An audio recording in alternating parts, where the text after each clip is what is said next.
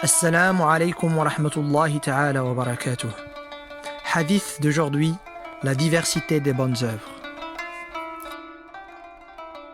Abu Huraira, qu'Allah l'agrée, a relaté que le messager de Dieu, paix et salut sur lui, a dit: pour chaque articulation du corps de la personne, celle-ci est redevable d'une aumône, et ce, chaque jour que le soleil se lève. Concilier deux personnes équitablement vaut ainsi une aumône. Aider quelqu'un à se mettre sur sa monture ou lui mettre dessus ses affaires vaut une aumône. La bonne parole est une aumône. Chaque pas fait en allant accomplir la prière est une aumône. Dégager une incommodité de la voie est aussi une aumône. Rapporté par Al-Bukhari et Muslim.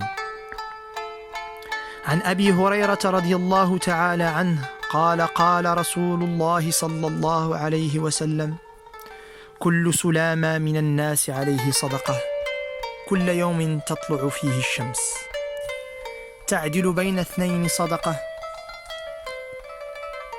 وتعين الرجل في دابته فتحمله عليها أو ترفع له عليها متاعه صدقة والكلمة الطيبة صدقة وبكل خطوة تمشيها إلى الصلاة صدقة وتميط الأذى عن الطريق صدقة رواه البخاري ومسلم. Ce hadith est une référence en matière de diversité des bonnes œuvres. La bonne œuvre ou la bonne action ne peut se limiter à un contexte particulier ou à un cadre particulier. Elle ne peut être faite uniquement en accomplissant sa prière, en étant dans un lieu de culte, mais elle peut prendre diverses formes. Pour illustrer cette réalité, le prophète paix et salut sur lui cite l'exemple de l'aumône. Il dit que chaque jour qu'on se lève, on est redevable d'une aumône pour chaque articulation de notre corps, en signe de gratitude et de reconnaissance envers Allah. Mais cette aumône n'est pas simplement financière. Elle ne se limite pas simplement à un don matériel, mais elle peut prendre justement diverses formes.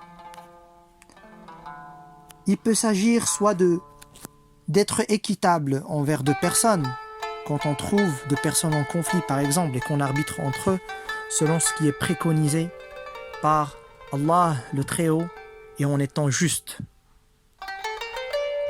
Cela peut être en aidant un homme à vaquer à ses préoccupations.